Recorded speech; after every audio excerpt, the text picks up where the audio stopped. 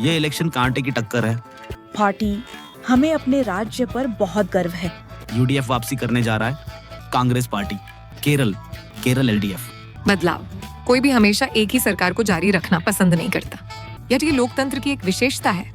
नमस्ते और हमारे इलेक्शन काउंटडाउन शो के पहले शो में आपका स्वागत है, जिसमें हम एनालाइज की जल्द ही होने वाले 4 बड़े राज्य चुनावों में से प्रत्येक में कौन जीत रहा है। हमारा चुनाव विश्लेषण मेरे सहकर्मियों और मेरे हर राज्य में घूमने और गांवों, कस्बों और शहरों में मतदाताओं से बात करने पर आधारित है। और मतदाताओं की बात सुनने के अलावा हम पार्टी नेताओं से उनकी पार्टी की रणनीति पर सवाल करते हैं और इस पर कि क्या अंत में वे उस राज्य को जीतेंगे या हारेंगे। आज हम केरल से शुरुआत करते हैं। केरल चुनाव बहुत जल्द होंगे, बस कुछ ही दिनों में, और यहाँ चुनाव प्रचार जोरों पर है। तो केरल में कौन जीत रहा है और क्यों?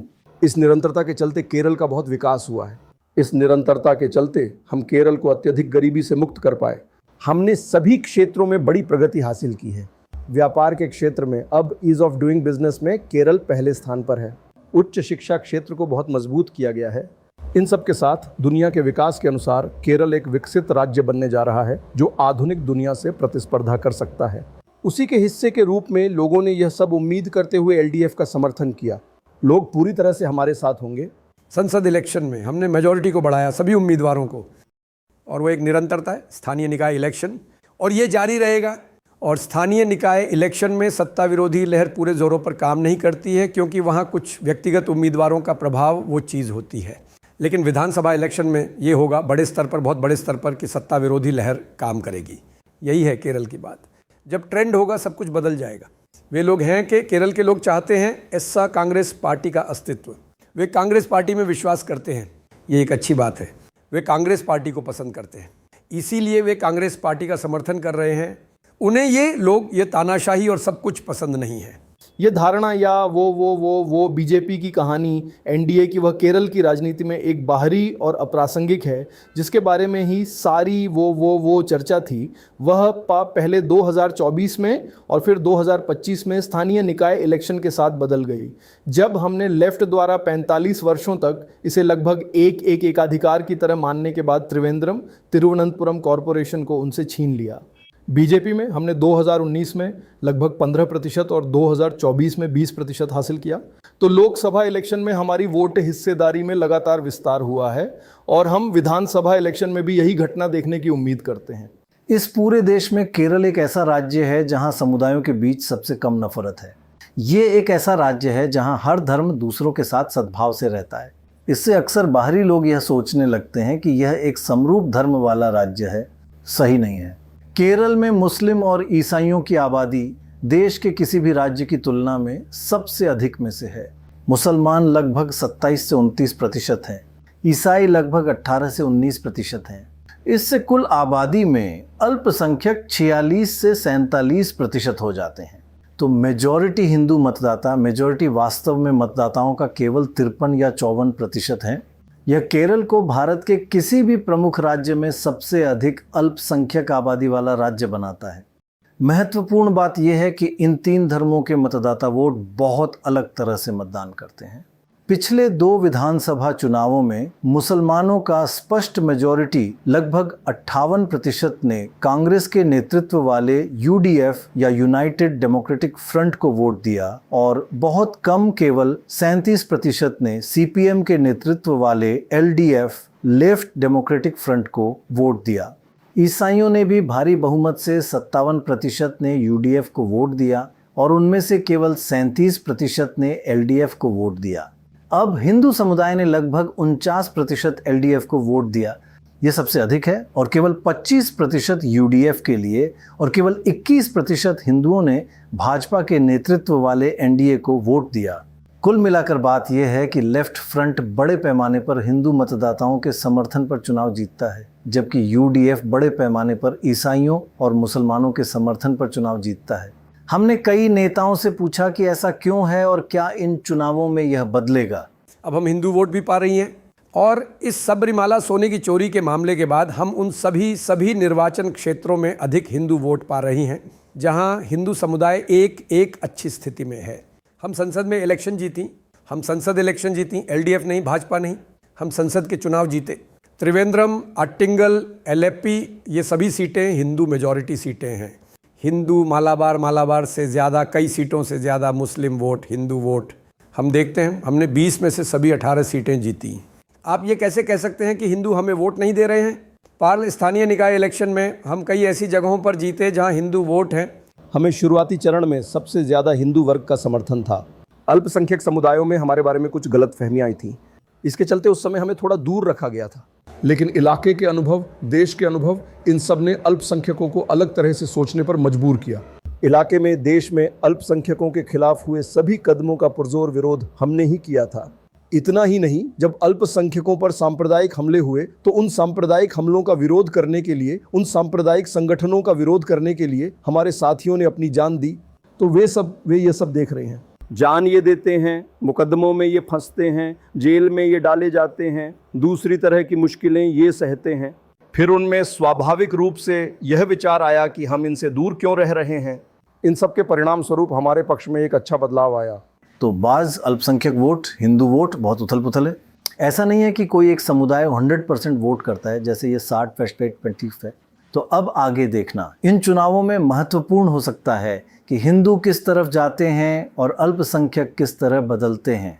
मुझे लगता है कि वाम मोर्चे के लिए, जिसने 21 से 24 तक और फिर इन स्थानीय निकाय चुनावों में अपनी ज़मीन खो दी, मुझे लगता है कि उन्हें लगता है, हाँ हो सकता है कि उन्होंने कुछ उच्च जाति के हिंदू समर्थन खो दिया हो, लेकिन उन्होंने अल्पसंख्यकों के बीच भी समर्थन खो दिया है। और वे इस बात से चिंतित हैं कि उन्हें उसमें से कुछ वापस पाने की ज़रूरत है, क्योंकि ऐसा नहीं हो सकता कि UDF को उनका सारा समर्थन मिल जाए तो उनके लिए सीटें विन करना बहुत मुश्किल हो जाएगा। क्या आपको लगता है कि व्यापक समर्थन पाने और केरल में एक तरह से मतदाताओं की प्रकृति को बदलने के लिए समुदाय खुद बदल रहे हैं? हाँ, मुझे लगता है कि खासकर मुसलमानों के बीच इस तरह का बदलाव आ रहा है, या कम से कम नेता कुछ बदलाव लाने की कोशिश कर रहे हैं। उदाहरण के लिए मुस्लिम लीग ने पहली बार 2 महिला उम्मीदवारों को खड़ा किया है, उनमें से एक सामान्य सीट पर एक हिंदू है। अब इस पे एक असंतोष भी रहा है और लीग का एक वर्ग ये कह रहा है कि हम इसे नहीं मानते, हम इसके खिलाफ हैं। और उन्होंने अपने समर्थकों से वाम मोर्चे सरकार या LDF का समर्थन करने के लिए कहा है। तो वे बदलने की कोशिश कर रहे हैं। वे यह देखने की कोशिश कर रहे हैं कि वे अपने लोगों को वोट के लिए सबसे अच्छे तरीके से कैसे बाहर निकाल सकते हैं, खासकर खाड़ी में युद्ध की पृष्ठभूमि को देखते हुए, जिसका मतलब है कि पैसे, धन की कमी है, साथ ही उन लोगों की भी जो वोट के लिए आने के लिए उड़ाने चार्टर करते हैं, खासकर मुसलमानों में। जिस क्षेत्र में मुस्लिम मतदाता सबसे ज़्यादा हैं वह उत्तर मध्य क्षेत्र है, जिसे व्यापक रूप से मलप्पुरम और आसपास के क्षेत्रों के रूप में जाना जाता है। यहाँ मुस्लिम मतदाता आबादी का 70% है और परिणाम स्वरूप UDF को 29% पर सबसे ज़्यादा वोट मिलता है, जो इसके पूरे केरल के औसत से कहीं ज़्यादा है। इसकी तुलना में LDF को 40% मिलता है, तो 29 बनाम 40। साथ ही इस क्षेत्र में UDF 20 में से 17 सीटें जीतता है, जबकि LDF को 20 में से केवल 3 सीटें मिलती हैं। इससे IUML, इंडियन यूनियन मुस्लिम लीग, जो UDF के सहयोगी के रूप में 26 सीटों पर चुनाव लड़ रही है, इन चुनावों में एक प्रमुख प्लेयर बन जाती है। IUML UDF का एक बहुत महत्वपूर्ण हिस्सा है। क्या आपकी कोई विशेष प्राथमिकताएं हैं या जो UDF से अलग हैं, जो आपको लोगों को बताने की जरूरत है, क्योंकि आप केरल राज्य में एक बहुत महत्वपूर्ण समुदाय का प्रतिनिधित्व करते हैं? हाँ बिल्कुल, क्योंकि हर जगह आप अल्पसंख्यक राजनीति देख सकते हैं। क्यों यह अल्पसंख्यक राजनीति की जा रही है? क्योंकि मेजॉरिटी बहुसंख्यकवादी पार्टियां अल्पसंख्यकों की जरूरतों को पूरा नहीं करेंगी। तो ये होता रहा है, लेकिन फिर केरल की राजनीति उत्तर भारत की राजनीति से थोड़ी अलग है, खासकर अल्पसंख्यक राजनीति। यहाँ हमारा वास्तव में कांग्रेस के साथ गठबंधन है और हम सत्ता में रहे हैं। और यह समुदाय यहाँ इतना मजबूत क्यों है? इसका कारण ये है कि IUML पिछले 30 से 40 सालों से केरल में सत्ता में रही है। जब आप सत्ता में होते हैं तो आप समुदाय के लिए बहुत सी चीज़ें कर पाएंगे, आप पिछड़े वर्गों के लिए बहुत कुछ कर पाएंगे। और यही हुआ है, क्योंकि ये एक ऐसा समुदाय था जिसके पास 30 से 40 साल पहले कोई प्रारंभिक शिक्षा नहीं थी, लेकिन IUML इसमें कांग्रेस के साथ सत्ता में थी। उस विशेष व्यवस्था के कारण बहुत सारे शिक्षण संस्थान लाए गए और इसी तरह समुदाय ने प्रगति की है। अब आप वास्तव में देख सकते हैं कि आप यहाँ केरल में एक अल्पसंख्यक समुदाय और एक मेजॉरिटी समुदाय के बीच अंतर भी नहीं कर सकते। यही केरल की खूबी है। आज मेरा आकलन और यह मेरा आकलन है, इसलिए जाहिर है कि यह पक्षपाती है और यह जाहिर है कि यह निष्पक्ष नहीं है। यह है कि वे लगभग 40-45 पर अटके हुए हैं। उस 40-45 का एक बड़ा हिस्सा मुस्लिम लीग की सीटें हैं। आज यूडीएफ में एकमात्र निश्चित विजेता मुस्लिम लीग है और मैं आपको बताऊंगा कि वहाँ भी क्यों। मुस्लिम लीग ने एक अच्छा गठबंधन बनाया है जहाँ जमात ए इस्लामी और एसडीपीआई अब इंडियन यूनियन मुस्लिम लीग के साथ गठबंधन का हिस्सा हैं। तो अतीत में जहां मुस्लिम वोट विभाजित हो जाता था, उनका अनुमान है कि इन चुनावों में वह विभाजित नहीं होगा और इसीलिए वे उस क्षेत्र में अच्छा प्रदर्शन करेंगे, यह मेरी समझ है। तो आपकी लंबी बातचीत हुई उमा आईएमएल नेताओं के साथ और एक बात पर वे सभी बहुत स्पष्ट हैं कि हम नहीं चाहते, हम उप मुख्यमंत्री की मांग नहीं कर रहे हैं, हम मंत्रियों की मांग नहीं कर रहे हैं, लेकिन हम नहीं जानते कि यह कितना सच है। लेकिन क्या वे इस इलेक्शन में एक प्रमुख प्लेयर के रूप में उभर रहे हैं? बहुत स्पष्ट रूप से हाँ। आईयूएमएल का यह कहना कि हम मांग नहीं कर रहे हैं, हम नहीं, हमारी कोई मौन सहमति नहीं है, यह उस प्रयास का हिस्सा है जिससे यह सुनिश्चित किया जा सके कि ईसाई समुदाय को यह खतरा महसूस न हो कि ये लोग सभी प्रमुख विभागों या यहाँ तक कि उप मुख्यमंत्री पद को भी ले जाएंगे। तो आईयूएमएल खुद को बहुत सावधानी से स्थापित कर रही है, एक सांप्रदायिक संगठन के रूप में भी नहीं। वे एक धर्मनिरपेक्ष संगठन बनना चाहते थे, जैसा कि शिखा ने बताया, महिलाओं को लाकर, एक गैर मुस्लिम समुदाय के व्यक्ति को वहां चुनाव लड़ाने के लिए लाकर। वास्तव में कुछ लोग हैं जिन्हें लगता है कि आईयूएमएल की सफलता की दर बहुत ज़्यादा होने की संभावना है और यह ईसाई समुदाय के बीच कुछ मतभेद पैदा कर रहा है। सही। और उन्हें लगता है कि इसका कुछ हिस्सा एलडीएफ की तरफ जा सकता है। सही। अब बनाए रखने के लिए, क्योंकि वे जमात को लेकर चिंतित हैं, आईयूएमएल को लेकर नहीं। जिस क्षेत्र में ईसाई सबसे मजबूत हैं वह केरल का दक्षिण मध्य भाग है।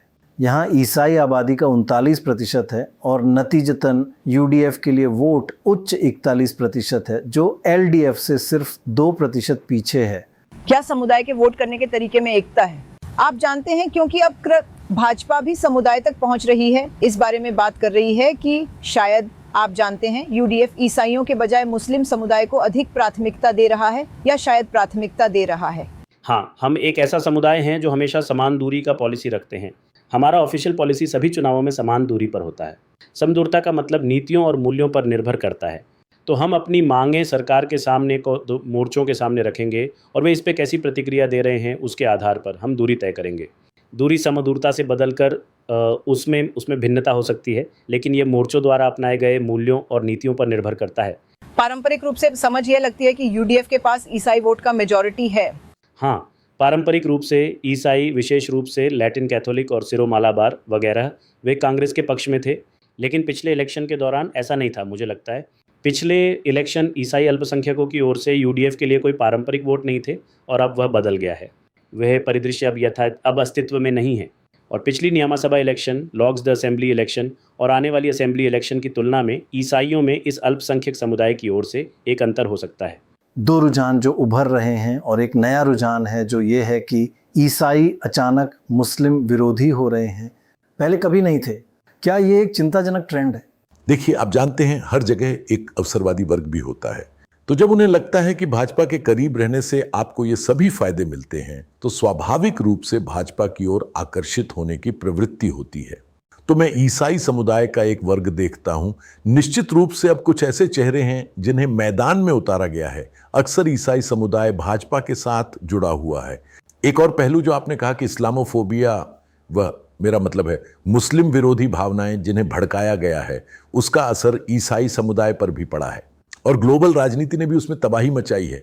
ग्लोबल वैश्विक स्तर पर मुसलमानों के खिलाफ एक कैंपेन है और कहीं और रहने वाले कई मलयाली, मान लीजिए यूरोप में या अमेरिका में या कहीं और, प्रभावित होते हैं और हर दिन आपके रोजमर्रा के काम वास्तव में कहीं और रहने वाले आपके भाइयों या बहनों से भी प्रभावित होते हैं। मैं अगर मैं अपना व्हाट्सएप देखूं तो 50% व्हाट्सएप कहीं और से आया होगा। मुस्लिम समुदाय के वित्तीय उत्थान का क्या? वह भी एक कारण है। पिछले 30 सालों में एक गहरा प्रभाव है जो मुस्लिम समाज में हुआ है, शिक्षा, जागरूकता और आर्थिक कारकों पर भी। और मैं इसकी सराहना करता हूं क्योंकि जो पैसा उन्होंने कहीं और कमाया वे उसे केरल में लाते हैं, वे यहाँ निवेश करते हैं, तो उससे सिर्फ उन्हीं को फायदा होगा। तो कई बार लोग शिकायत करते हैं, हम देखते हैं सबसे अच्छे संस्थान, सबसे अच्छे अस्पताल मुस्लिम जगहों पर चले गए हैं। ये अच्छा है, मेरा मतलब है कोई जो यूएई या खाड़ी देशों में जाता है वे व्यापार करते हैं और अगर वे इससे कुछ मुनाफा कमाते हैं तो वे उसे केरल में लाते हैं, यहाँ निवेश करते हैं और केरल में जो आर्थिक गति बनी है उससे सभी को मदद मिली है। ऐसा नहीं है कि एक समुदाय को छोड़ दिया गया है। तो भले ही यहाँ मुस्लिम समुदाय ने जो इन्वेस्टमेंट किया है उसका दूसरों पर भी बहुत असर पड़ा है। तो यह एक महत्वपूर्ण बात है कि ईसाई बाज थोड़े चिंतित हैं क्योंकि मुस्लिम समुदाय अमीर से अमीर होता जा रहा है और ईसाइयों जो पारंपरिक रूप से केरल में सबसे अमीर समुदाय हैं और मुसलमानों के बीच गैप कम हो रहा है। तो प्रतिस्पर्धा, तो गठबंधन के बीच कुछ ईसाई मुस्लिम प्रतिस्पर्धा चल रही है ना? हाँ, ईसाई हैं, केरल में प्रमुख समुदायों में से एक रहे हैं, मुसलमान नहीं। अब जब वे खाड़ी के पैसे से अमीर हो गए हैं, खाड़ी का पैसा, हाँ, वहाँ एक मुद्दा है, लेकिन ईसाई एक समुदाय नहीं है और वे उतने एकजुट नहीं हैं जितना उन्हें समझा जा सकता है। कई अलग अलग चर्च हैं, अगर आप चाहें तो लैटिन से लेकर अनऑर्थोडॉक्स सीरियन क्रिश्चियन तक, हर एक की थोड़ी अलग अलग स्थिति है। लेकिन वे सभी इलेक्शन समय पर यूडीएफ के लिए एक साथ आते दिखते हैं, ऐसा होता हुआ लगता है। मैंने लैटिन कैथोलिक एसोसिएशन के अध्यक्ष से बात की और वो बता रहे थे कि हाँ, पिछले कुछ सालों से कम 3 से 4 साल से उनके सोशल मीडिया चैनलों पर इस लव जिहाद के बारे में और उन मुद्दों के बारे में बहुत प्रचार किया जा रहा है जिन्हें लोगों के बीच फैलाए जा रहे इस इस्लामोफोबिया के तौर पर देखा जा सकता है। लेकिन उनका कहना है कि इसकी उतनी गूंज नहीं है जितनी बताई जा रही है। लेकिन हाँ, एक अल्पसंख्यक वर्ग है जो उस तर्क को मान रहा है और इस तरह के मोर्चों पर जो हो रहा है उसके बारे में चिंतित है। जैसा कि आपने बताया, हाँ, एक सीरियाई ईसाई हैं जो प्रमुख समूह है, आप जानते हैं 23 लाख लोगों का। फिर लैटिन कैथोलिक हैं जो असल में सीरियाई ईसाई रबर कोट्टायम है जो ज़्यादा संपन्न ईसाइयों की बेल्ट है। लैटिन कैथोलिक मछुआरों की तटीय बेल्ट और अन्य हैं जो फिर से, जैसा कि आपने कहा, शायद इस बार पिछली बार की तुलना में अधिक यूडीएफ की ओर देख रहे हैं। ऐसा लगता है कि वह यही सुझाव दे रहा था। मैं बस एक बात कहना चाहूँगी कि एलडीएफ ने ईसाई और मुस्लिम समुदायों के बीच संतुलन बनाने की कोशिश की है। उदाहरण के लिए, अगर आप सरकारी कर्मचारियों को देखें तो ईसाई और मुस्लिम सरकारी कर्मचारियों की संख्या लगभग समान है, 70,000 से ज़्यादा। बेशक इसकी तुलना में हालांकि मुसलमान 28% हैं और ईसाई 18% हैं। बिल्कुल, लगभग 74-75 हज़ार हैं। अंत में जिन क्षेत्रों में हिंदुओं की सबसे ज़्यादा सघनता है वे हैं एक तटीय उत्तरी क्षेत्र में जहां वे मतदाता आबादी का 60% हैं। यहाँ एलडीएफ वोट के 48% के साथ सबसे अच्छा प्रदर्शन करता है, जो यूडीएफ के 38% से पूरे 10% ज़्यादा है। दूसरा क्षेत्र जहां हिंदू केंद्रित है वह मध्य बेल्ट है, जहां 63% हिंदू मतदाता हैं। इसका प्रभाव यह है कि एलडीएफ इस क्षेत्र में वोट का 48% जीतता है, जो यूडीएफ से काफ़ी ज़्यादा 14% आगे है, जिसे 34% मिला। और तीसरा क्षेत्र जहां हिंदू सबसे ज़्यादा केंद्रित हैं वह दक्षिण में है, जहां हिंदू मतदाता बहुत ज़्यादा 67% हैं। नतीजा ये है कि एलडीएफ वोट का 45% जीतता है, जो यूडीएफ के 37% से 8% आगे है। 2005 से कई सामाजिक समूह यूडीएफ को छोड़कर दूसरी तरफ चले गए। कुछ मतदाता बीजेपी में चले गए हैं, कुछ एलडीएफ में। लेकिन हमने इसका 21 के बाद से विश्लेषण किया। इस तरह हमने एक काम शुरू किया। अब उन समूहों के 90% जो पिछले 20 सालों में यूडीएफ से चले गए थे वापस आ गए। इसीलिए हमें स्थानीय निकाय इलेक्शन में एक शानदार जीत मिली। पत्तनंतिट्टा, इडुक्की, कोट्टायम और ये एर्नाकुलम, कई सीटें, कालीकट, कोल्लम, हमें और सीटें मिली क्योंकि हिंदू क्षेत्रों में भी हम बहुत अच्छे मार्जिन से जीते। हमें 6 में से 4 निगम मिले। हमें केरल में 65% से ज़्यादा नगर पालिकाएँ मिली। हम हर घर जा रहे हैं और हम उनके सामने एक विज़न, एक आकर्षक विज़न पेश कर रहे हैं कि हम केरल के लिए क्या कर सकते हैं, पिछले 12 सालों में भारत के लिए क्या किया गया। और चाहे वह एक मुस्लिम घर हो या एक ईसाई घर हो या एक हिंदू घर हो या एक नाजी घर हो या एक तटीय घर हो या आप जानते हैं एक बागान का घर हो, हम वहाँ जाते हैं और उन्हें बताते हैं। मेरा मतलब है हमने एक व्यापक मुस्लिम आउटरीच किया है। मुसलमान पारंपरिक रूप से उत्तर में एलडीएफ के लिए वोट और केंद्र और दक्षिण में यूडीएफ के लिए, लेकिन हमारा एक आउटरीच है जो पूरे केरल में है और हम उनके पास भी वही मैसेज ले जा रहे हैं। तो ये वास्तव में काफ़ी दिलचस्प है कि हिंदू एलडीएफ को वोट दे रहे हैं। ऐसा क्यों है? उस समर्थन का आधार क्या है? एक समुदाय जिसने हमेशा वाम मोर्चे या सीपीएम का समर्थन किया है वह एजावा समुदाय रहा है। इसीलिए श्री विजयन के लिए ये महत्वपूर्ण है कि वे इस समुदाय पर अपनी पकड़ बनाए रखें और इसीलिए वे श्रीमान से यह मेलजोल बढ़ा रहे हैं। वेल्लापल्ली नटेसन और एजावा समुदाय से जुड़े अन्य जाति के नेता। आप जानते हैं भाजपा काफ़ी चतुर रही है। हालांकि अब तक चुनावों में इसका कुछ खास असर नहीं दिखा है कि उन्होंने समुदाय में पैठ बनाने के लिए जमीनी स्तर पर एजावा समुदाय के लोगों को अपने चेहरे के रूप में, समुदाय के नेताओं के रूप में नियुक्त किया है। तो जमीनी स्तर पर भाजपा नेताओं के बहुत सारे चेहरे एजावा समुदाय से हैं। केरल चुनावों के बारे में एक और दिलचस्प पैटर्न सरकारों के लिए घूमने वाला दरवाज़ा है। हर इलेक्शन में अंदर और बाहर। पिछले 50 वर्षों में, 5 दशकों के चुनावों में सत्ता में रही हर पार्टी को मतदाताओं ने अगले इलेक्शन में बाहर कर दिया है। सत्ता विरोधी लहर अपने चरम पर। फिर 50 साल बाद 2021 में यह अचानक बदल गया। 50 वर्षों में पहली बार एलडीएफ सत्ता में फिर से चुनी गई। लेकिन दिलचस्प बात यह है कि जहां सत्ता में मौजूद सरकारों के लिए लगभग लगातार सत्ता विरोधी लहर रही है, वहीं व्यक्तिगत विधायकों के लिए सत्ता समर्थक लहर भी रही है।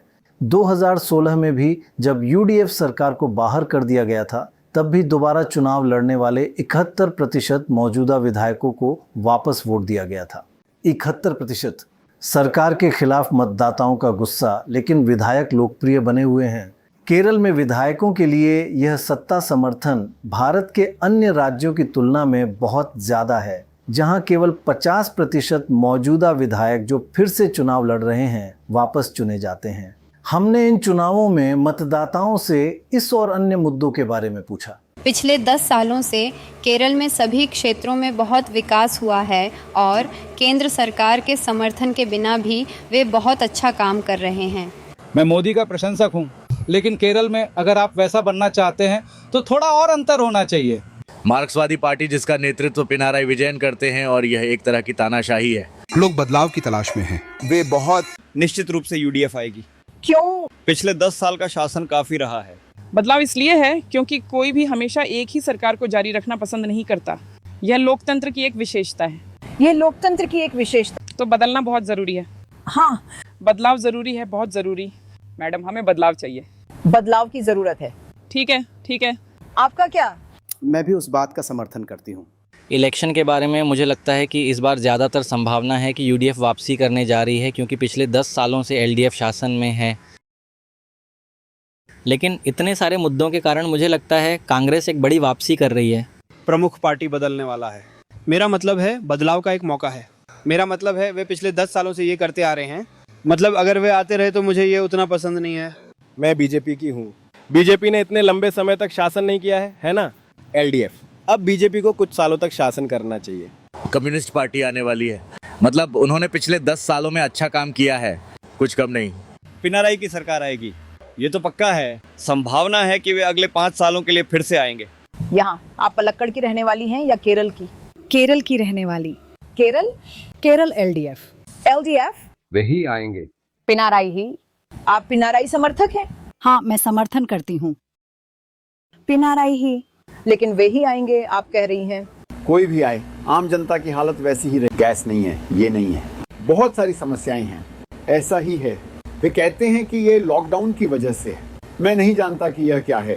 पहला सौर हवाई अड्डा, पहली वाटर मेट्रो, यहाँ बहुत सारी पहली चीजें हैं।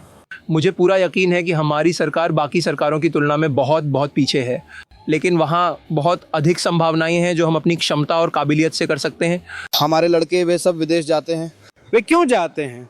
हमारे केरल में नौकरी की कुछ समस्या है, वे यहाँ भी नहीं हैं, वे विदेश जाते हैं। क्यों? हम भी पिछले 10 सालों से हम विदेश में हैं। अगर हम बहुत कोशिश करें तो ये नहीं होगा। यूडीएफ केरल में राज करेगा। एलडीएफ क्यों नहीं? लोग एलडीएफ को नहीं चाहते हैं। पूरी आबादी भूखी मर रही है, वही मुख्य बात है। हमने बहुत सारा कल्याण किया है। हम पेंशन देते हैं, वे कहते हैं, है ना? बस इतना ही। अब इस आखिरी समय पर वे आकर बहुत कुछ कहते हैं। उसके अलावा क्या किसी को पता है कि लोग क्या झेल रहे हैं? गरीब लोगों की हालत। तो जरा वो समझाओ, 50 सालों से इतनी सत्ता विरोधी लहर क्यों है? बस अंदर बाहर अंदर बाहर अंदर बाहर, लेकिन मौजूदा विधायक 71% बार फिर से चुने जाते हैं। यह विरोधाभास कि मतदाता सरकारों को पसंद नहीं करते लेकिन अपने स्थानीय विधायक को पसंद करते हैं। मुझे लगता है कि भले ही इसे कम्युनिस्ट सरकार कहा जाता है, दोनों सरकारें काफ़ी समान तरीके से शासन करती हैं। तो अगले वाले को मौका दो, इस वाले को मौका दो, ये वास्तव में लगभग एक परंपरा बन गई है। इसका कोई तार्किक कारण नहीं है। यह तब तक एक परंपरा बनी रहेगी जब तक कि श्रीमान पिनाराई विजयन ने उस परंपरा को तोड़ा। हाँ, लेकिन इसका कोई तर्क नहीं है। बस लोग चले जाते हैं और मुझे लगता है कि यहाँ विधायक भी बहुत लंबे समय तक टिके रहते हैं। पता है, वे हटते नहीं हैं। इसलिए अगर वे नामांकित होते हैं तो ये मत भूलिए कि 71% का मतलब 29% लूज है। उन्हें नए विधायक भी मिलते हैं। तो पुराने विधायकों का एक कोर है जो कभी रिटायर होते नहीं दिखते, और कुछ नए भी हैं। जो पुराने हैं वे अक्सर ईसाई प्रभुत्व, मुस्लिम इलाकों, हिंदू जातियों से संबंधित होते हैं। तो वे अलग हैं, वे अपने जाति धर्म के वोटों पर निर्भर करते हैं, इसलिए उनकी लूज की संभावना कम है। तो बाज, इस रिवॉल्विंग डोर के मामले में मेरा मतलब है हम इसे दूसरे राज्यों में नहीं देखते हैं। यहाँ बस ऐसा ही एक पैटर्न है। 50 साल बाद इस बार ये बदला है। क्या ये फिर से होगा? पता है, जब हम कांग्रेस नेताओं से बात कर रहे थे तो उन्होंने कहा कि 2021 में सीपीएम के वापस आने का एक कारण यह था कि उन्होंने कोविड को अच्छी तरह से संभाला, लेकिन दूसरा यह था कि वे ज़मीन पर उतने मजबूत नहीं थे। उनके पास एक अच्छा कैडर और बाकी चीज़ें नहीं हैं, और कोविड के दौरान प्रचार वगैरह बहुत ज़्यादा प्रतिबंधित था। तो सीपीएम एलएफ लेफ्ट फ्रंट के लिए लामबंद होना बहुत आसान था। तो शायद 21 एक अपवाद है और आप एक बदलाव देखेंगे, क्योंकि यहाँ के लोग बदलाव चाहते हैं। अब जबकि दो प्रमुख गठबंधन यूडीएफ और एलडीएफ केरल की राजनीति पर हावी हैं, केरल में भाजपा या एनडीए के संभावित उदय के बारे में बहुत सारी अटकलें और चर्चाएं हैं। भाजपा 2011 तक राज्य में एक छोटी परिधीय शक्ति रही है। भाजपा ने अपनी सबसे बड़ी बढ़त 2011 और 2016 के बीच देखी, जब उसका वोट प्रतिशत 6% से बढ़कर 15% हो गया, लेकिन वह कायम नहीं रहा।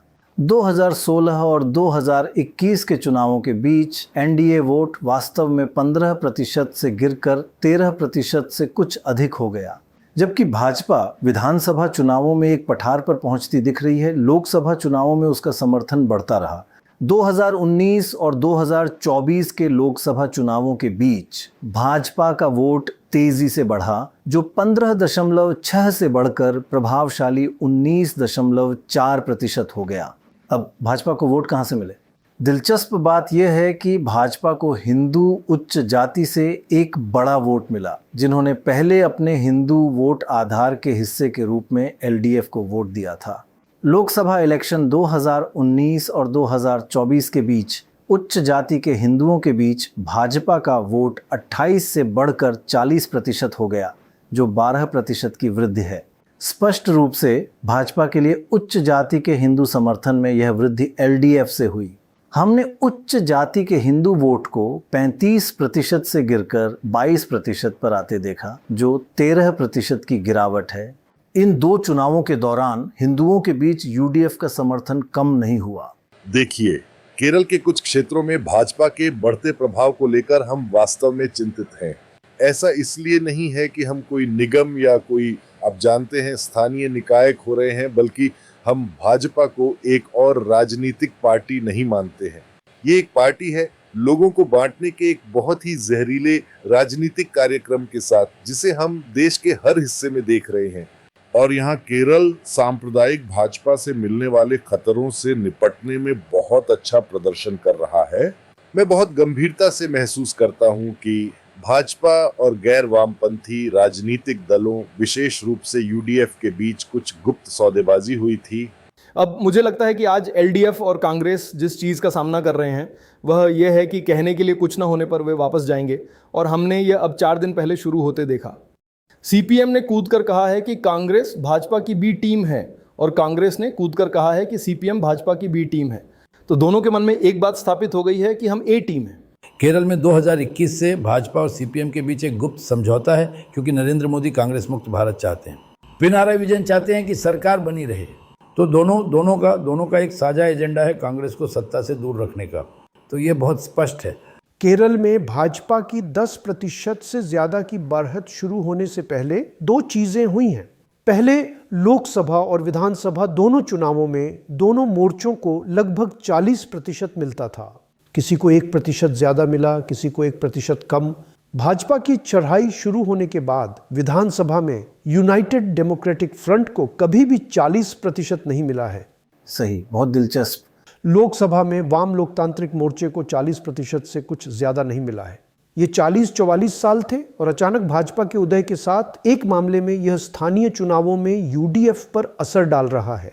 लोकसभा में ये एलडीएफ पर असर डाल रहा है। भाजपा अपने आप में सिर्फ कुछ इलाकों में मौजूद है, चाहे वो पलक्कड़ हो, त्रिशूर हो। आप जानते हैं कुछ क्षेत्र तिरुवनंतपुरम, इस तरह शहरी इलाके जहां वे समृद्ध विकास का वादा कर रहे हैं, या उस भारतीय विमर्श का हिस्सा जो कि विकास है।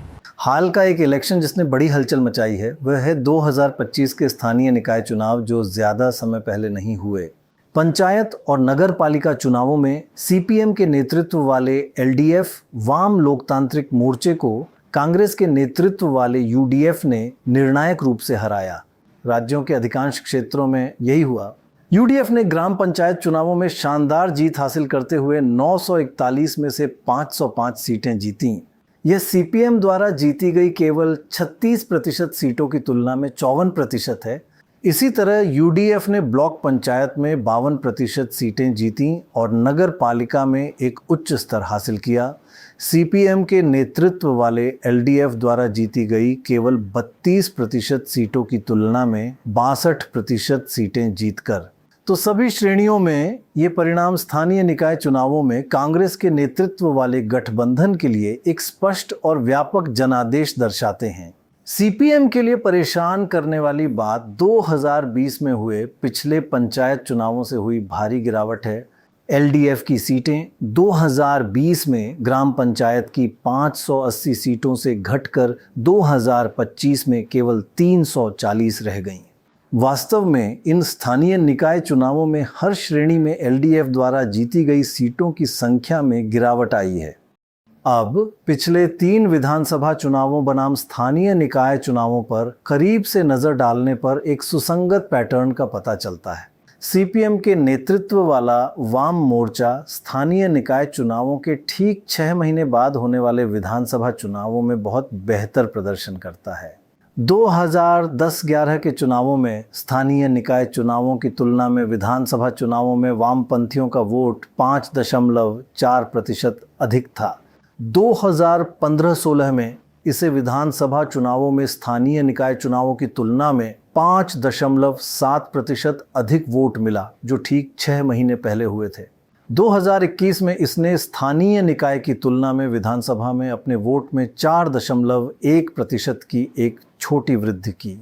कांग्रेस के नेतृत्व वाला यूडीएफ भी स्थानीय निकाय की तुलना में विधानसभा चुनावों में अपने वोट में सुधार करता है, लेकिन वामपंथियों की तुलना में बहुत कम प्रतिशत से। विधानसभा और स्थानीय निकाय के बीच भाजपा के समर्थन में बहुत कम बदलाव होता है और यह मामूली रूप से हाशिए पर बनी रहती है। पिछले 3 चुनावों में औसतन स्थानीय निकाय चुनावों की तुलना में विधानसभा चुनावों में वामपंथियों के लिए समर्थन में औसतन 5.1% की वृद्धि हुई है। यूडीएफ का समर्थन केवल 1.4% बढ़ता है। तो जहां भाजपा का समर्थन लगभग वैसा ही रहता है, यह बढ़त मुख्य रूप से उन मतदाताओं से आती है जिन्होंने स्थानीय निकाय चुनावों में निर्दलीय और छोटे दलों का समर्थन किया था। फिर वे विधानसभा चुनावों में मुख्य दलों की ओर चले जाते हैं। विधानसभा चुनावों में उनकी वोट हिस्सेदारी 6.4% गिर गई, क्योंकि वे प्रमुख गठबंधनों की ओर अपना समर्थन स्थानांतरित कर देते हैं। यदि यह ऐतिहासिक पैटर्न खुद को दोहराता है और 2026 के चुनावों में यह एक बड़ी अगर वाली बात है, तो 2025 के स्थानीय निकाय चुनावों में स्पष्ट यूडीएफ बढ़त नाटकीय रूप से कम हो सकती है।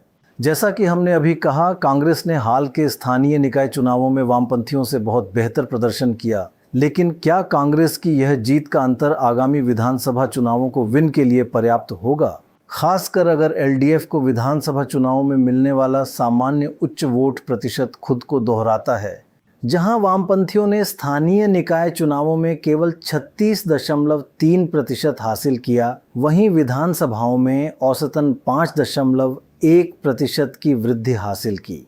और अगर ऐसा फिर से होता है तो ये विधानसभा इलेक्शन में वामपंथियों को 41.4 पर ले जाएगा, जबकि यूडीएफ स्थानीय निकाय चुनावों में 41.2 से केवल 42.6 पर पहुंच जाएगा। वामपंथियों के 41.4 के मुकाबले यूडीएफ का 42.6 2026 के इन चुनावों को स्थानीय निकाय इलेक्शन के नतीजों की तुलना में कहीं ज़्यादा करीबी मुकाबला बना सकता है। संक्षेप में, अगर इस साल सामान्य पैटर्न दोहराया जाता है तो इससे विधानसभा चुनावों में जीत का अंतर संभावित रूप से केवल 1.2% हो सकता है, स्थानीय निकाय चुनावों में 4.9% के अंतर की तुलना में। आगे बहुत कड़ी टक्कर है। इस सब के बावजूद हम स्थानीय सरकार इलेक्शन हार गए। मैं जो निष्कर्ष निकालता हूं वह यह है कि हम प्रोपेगेंडा युद्ध हार गए। केरल मेन भारत में सबसे मीडिया प्रेमी राज्य है। हमारी मीडिया की पैठ प्रिंट मीडिया राष्ट्रीय औसत से 5 गुना होगी। ठीक है, दिन रात जिस तरह का सरकार विरोधी प्रोपेगेंडा चल रहा है वह अकल्पनीय है। दूसरा था, उदाहरण के लिए SIR, उसकी व्याख्या इस तरह की गई कि यह कुछ ऐसा है जो केरल सरकार अल्पसंख्यक समुदायों, विशेष रूप से मुस्लिम समुदाय के प्रति कर रही है। ये कुछ ऐसी चीज़ें हैं जो बाद में ही सामने आई। एक तरह से अल्पसंख्यक समुदायों में एक डर का माहौल बन गया है, इतना कि वे उन राजनीतिक दलों की ओर देख रहे हैं जो राष्ट्रीय स्तर पर योगदान दे सकें। आप समझे? तो हम चुनावों का लॉस बहुत बुरी तरह से हार गए। एक बदलाव आया था। देखिए, केरल में केवल 30% अल्पसंख्यक वामपंथ का समर्थन करते हैं, तो हमारे पास केवल 1/3 30% समर्थन है। ये इलेक्शन के लॉस में घटकर लगभग 25% रह गया। तो स्थानीय निकाय इलेक्शन में एक सुधार तो हुआ, लेकिन हमारी पहले हासिल की गई स्थिति को बनाए रखने के लिए ये पर्याप्त नहीं था। तो इसी बाधा के साथ हम इलेक्शन में जा रहे हैं। तो एलडीएफ ने, जैसा कि आंकड़े दिखाते हैं, स्थानीय निकाय चुनावों में बहुत बुरा प्रदर्शन किया, लेकिन यह सिर्फ 6 महीने बाद होने वाले विधानसभा चुनावों में हमेशा बहुत बेहतर प्रदर्शन करता है। ऐसा क्यों है? वे विधानसभा इलेक्शन के समय अचानक बेहतर प्रदर्शन क्यों करते हैं? मुझे लगता है कि इसका एक कारण, जिसका आपने पहले उल्लेख किया था, ये है कि विधायक ज़मीनी स्तर पर बहुत लोकप्रिय हैं। ये यूडीएफ के लिए भी सच है, लेकिन एलडीएफ के लिए और भी ज़्यादा, और इसीलिए वे इतने सारे मौजूदा विधायकों को फिर से टिकट दे रहे हैं, और उन्होंने हमेशा ऐसा ही किया है। अगर सत्ता विरोधी लहर का कोई मुद्दा है तो वह मुख्यमंत्री और कैबिनेट मंत्रियों के काम करने के तरीके को लेकर है, न कि विधायकों को लेकर। और इसलिए मैं सोचती हूँ कि वे विधानसभा चुनावों में बेहतर प्रदर्शन करते हैं। मुझे लगता है कि स्थानीय चुनावों में स्थानीय मुद्दे भी ज़्यादा सामने आते हैं, और यह ज़रूरी नहीं है कि दोनों जुड़े हुए हों। लोगों को लग सकता है कि आप नगर पालिका चलाने की तुलना में राज्य पर शासन करने में बेहतर हैं। तो उमा, ये देखते हुए कि उनका विधानसभा चुनावों में स्थानीय निकाय इलेक्शन की तुलना में बेहतर प्रदर्शन करने का इतिहास रहा है, तो क्या यह स्थानीय निकाय इलेक्शन का दोहराव नहीं होगा और एक कड़ा मुकाबला होगा, और क्यों? यहाँ 2 बातें हैं। एक, जाहिर है कि एक स्थानीय निकाय इलेक्शन की तुलना में एक विधानसभा इलेक्शन में आपको बूथ स्तर तक ज़्यादा संरचना की ज़रूरत होती है, ताकि आप अपने लोगों को आने और वोट करने के लिए ला सकें।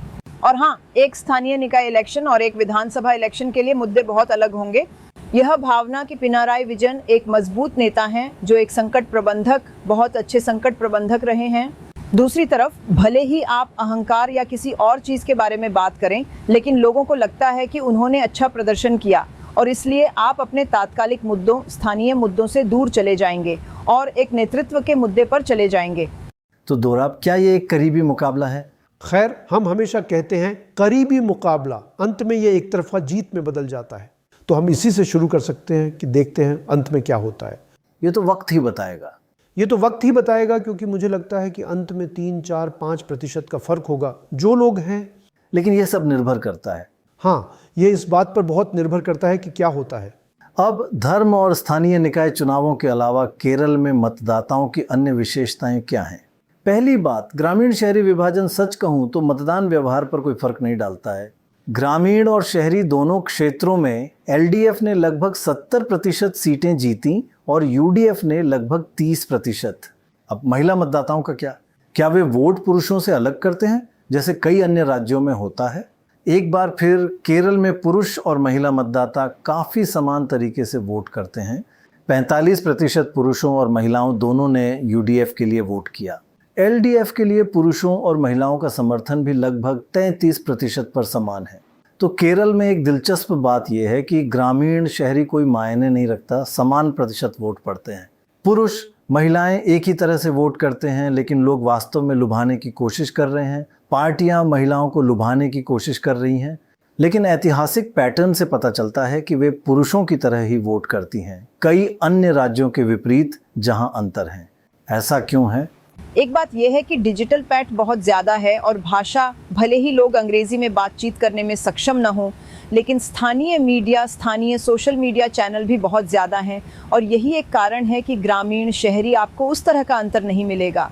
साथ ही लिंग भी, यहाँ महिलाएं भी समान रूप से साक्षर हैं और वे मीडिया चैनल देख रही हैं, वे उन जगहों को देख रही हैं और इसलिए जो धारणाएं वे इकट्ठा करती हैं या जो राय वे अंत में पाती हैं, मुझे लगता है कि यही कारण है कि आपको मतदान के पैटर्न में कोई अंतर नहीं दिखता है कि पुरुष अलग होंगे, महिलाएं बहुत ज़्यादा। मुझे यह भी लगता है कि क्योंकि विशेष रूप से वामपंथ एक कैडर आधारित पार्टी है, इससे वास्तव में कोई फ़र्क नहीं पड़ता कि आप लिंग कोई मायने नहीं रखता, विचारधारा मायने रखती है, आपका अनुशासन मायने रखता है, कैडर ही मायने रखता है और वे इसी तरह वोट करते हैं, न कि पुरुष, महिला और अन्य के आधार पर। मैं बस ये कहना चाहता हूँ, दिलचस्प बात यह है कि एक उच्च शिक्षित राज्य के लिए जिसका कुछ हिस्सा मातृसत्तात्मक है, बहुत कम महिला उम्मीदवार हैं। मेरा मतलब है किसी को ऐसा नहीं लगता। सही है कि महिला उम्मीदवारों का होना ज़रूरी है। ठीक है, अब नहीं, साथ ही कोई नहीं, माफ़ करना, केरल में सचमुच ग्रामीण शहरी यानी एक लंबी पट्टी है, हाँ, जो ग्रामीण से शहरी तक जाती है। सही है। और साथ ही साक्षरता इतनी ज़्यादा है कि आप जानते हैं आज महिलाएं हर दूसरे तरीके से बराबर हैं। तो ऐसा मानने का कोई कारण नहीं है कि मतलब महिलाएं घर पर रह रही हैं, हाँ, और मतलब पतियों पर निर्भर हैं, वे काम कर रही हैं और इसीलिए मतलब मुझे लगता है कि ये हर तरह से कहीं ज़्यादा समान समाज है। सही है। मतलब मानव सूचकांक, हाँ, विकास सूचकांक दिखाता है कि केरल में यह यूरोपीय मानकों पर है। हाँ, बहुत ज़्यादा है। बहुत अच्छा। हाँ, तो दोराब, जैसा कि आप हमेशा करते हैं, बस हमें ज़्यादा दिलचस्प मुकाबले, बड़ी हस्तियाँ, वो जिन्हें आप कॉल हैवीवेट कहते हैं जी इस इलेक्शन में। अब मैं जो करने की कोशिश करूंगा वो ये है कि मैं उन्हें एक तरह से पार्टी के हिसाब से करूंगा, सबसे युवा पार्टी से शुरू करते हुए, जो कि भाजपा है। अध्यक्ष राजीव चंद्रशेखर, जो केंद्र में पूर्व मंत्री हैं, राज्यसभा सांसद शशि थरूर से त्रिवेंद्रम इलेक्शन हार गए। अब वे नेमम से चुनाव लड़ रहे हैं। अब नेमम उनके लिए एक बहुत ही भावुक कॉन्स्टिट्यूएंसी है। ये पहला कॉन्स्टिट्यूएंसी है जिसे भाजपा ने कभी जीता था। सीओ ने जीता था, राजगोपाल ने 2016 में। आप जानते हैं ओ राजगोपाल चुनाव लड़ते रहे हैं। 1970 में वे पहली बार चुने गए थे और वे एक केंद्रीय मंत्री रह चुके थे। श्री वाजपेयी ने उन्हें राज्यसभा में पहुंचाया। अब एक आदमी है जिनका नाम है शिवनकुट्टी। श्री राजगोपाल ने श्री को हराया, शिवनकुट्टी। अगली बार शिवनकुट्टी ने श्री को हराया, राजगोपाल, श्री। शिवनकुट्टी ने फिर से श्री को हराया, राजगोपाल। तो अब स्थानीय भाजपा के अध्यक्ष राजीव चंद्रशेखर श्री से मुकाबला कर रहे हैं। शिवनकुट्टी, वोटों में अंतर काफी कम है, 2-3-4%। अब पद्मजा वेणुगोपाल की ओर बढ़ते हैं। अब यह एक बहुत ही दिलचस्प बात है, वह त्रिशूर से खड़ी हो रही है, उनके पिता भाजपा द्वारा। उनके पिता केरल कांग्रेस के मुख्यमंत्री थे। पिछली बार वह कांग्रेस से खड़ी हुई थी और लगभग 700 वोटों से हार गई थी। तो कोई सोचेगा कि वह कांग्रेस के खिलाफ खड़ा होना चाहेंगी, लेकिन नहीं। तीसरे नंबर का आदमी श्री नाम का एक आदमी था, गोपी, जो अब संसद में कैबिनेट मंत्री बन गए हैं। तो उन्हें लगता है कि अगर वह भाजपा में जाती है तो उन्हें कांग्रेस वोट मिल जाएगा। श्री गोपी एक बहुत लोकप्रिय व्यक्ति हैं, तो उन्होंने पार्टी को छोड़ दिया, वैसे अपने भाई को कांग्रेस में पीछे छोड़ते हुए, इस सूरत में कि उनमें से एक जीते और एक हारे। मेरा मतलब है आपको इन बातों का ध्यान रखना चाहिए। जानते हैं पूरे परिवार को इसमें शामिल नहीं करना चाहिए। अब एक व्यक्ति है सर जॉर्ज कुरियन, वह असल में बीजेपी के लिए बहुत अनयूजुअल है। उन्होंने कभी कोई इलेक्शन नहीं लड़ा है। वह मध्य प्रदेश से राज्यसभा सांसद है। उन्हें माधवराव सिंधिया की सीट मिली थी। उन्हें एक अच्छा ईसाई कैंडिडेट पाने की उम्मीद में यहाँ एयरलिफ्ट किया गया है। अगर वह हार जाते हैं तो वे उन्हें राज्यसभा वापस भेज देंगे क्योंकि सीट अभी भी खाली है। और अंत में के सुरेंद्रन जो मंजेश्वरम से चुनाव लड़ रहे हैं, जो राजीव चंद्रशेखर से पहले बीजेपी के अध्यक्ष थे, वह पिछली बार IUML से सिर्फ 750 वोटों से हार गए थे। तो ये वो 3 या 4 लोग हैं जो मायने रखते हैं। अब चलिए कांग्रेस की बात करते हैं। श्री सतीशन जिनका आपने इंटरव्यू लिया है, वह परावूर से चुनाव लड़ रहे हैं। वह काफ़ी बार जीतते रहे हैं। मेरा मतलब है वह 5 बार जीता है। अगर UDF जीतता है तो वह कैंडिडेट CM है, लेकिन उन्होंने कभी मंत्री पद नहीं संभाला है, जो असामान्य नहीं है लेकिन सामान्य भी नहीं है। अब फिर रमेश चेन्निथला हैं जिनका आपने कुछ दिन पहले इंटरव्यू लिया था। वह हरिपाद से चुनाव लड़ रहे हैं। वह पूर्व LOP और KPCC के वर्तमान अध्यक्ष हैं। हरिपाद से रमेश चेन्निथला विपक्ष के पूर्व नेता। वह हरिपाद से 5 बार मौजूदा सांसद रहे हैं, लेकिन केवल पिछली 3 बार, और 1980 के दशक में कोटायम से 2 बार सांसद रहे हैं। वह राजीव गांधी के चहेते हैं। अगर UDF जीतता है तो वह भी कैंडिडेट CM है। और उन्हें स्थानीय स्तर पर 2 मंत्री पद मिले हैं। जब वह विधायक थे तो उन्हें 2 पद मिले थे। फिर बेशक श्री ओमन चांडी जो पुटुपल्ली सीट पर 12 बार रहे का निधन हो गया। तो आपको क्या लगता है कि उन्होंने उनकी जगह किसे लिया? चांडी ओमन, उनके बेटे। तो वह इस बार चुनाव लड़ रहे हैं। वे पिछली बार खड़े हुए थे उनके इलेक्शन से, अब वे फिर से खड़े हो रहे हैं। और अंत में मलप्पुरम से श्री PRK कुन्हालीकुट्टी। वे IUMPL से हैं और वे विपक्ष के उपनेता हैं। वे कई कांग्रेस सरकारों में उद्योग मंत्री रहे हैं।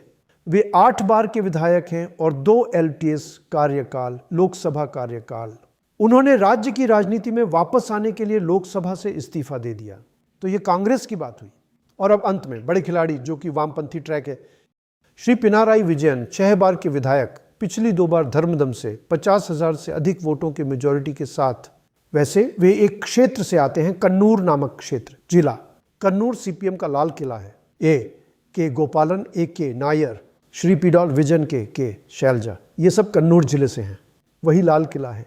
हमारे पास KN बालगोपाल के रूप में एक और दिग्गज, CPM दिग्गज हैं। श्री बालगोपाल वर्तमान में केरल सरकार में वित्त मंत्री हैं। यह पद उन्होंने थॉमस इसाक से लिया था। श्री बालगोपाल ने 2021 में कोट्टारक्कारा सीट जीती थी। इससे पहले वे राज्यसभा के सदस्य रह चुके थे, लेकिन वे एक असली दिग्गज हैं क्योंकि वे CPM केंद्रीय समिति के सदस्य भी हैं। अब हम CPM की वीना जॉर्ज पर आते हैं। वे आरणमुला से चुनाव लड़ रही हैं, एक कॉन्स्टिट्यूएंसी जिसे उन्होंने 2016 और 2021 में जीता है। वे वर्तमान में स्वास्थ्य मंत्री हैं। यह पद पहले सुश्री शैलजा के पास था।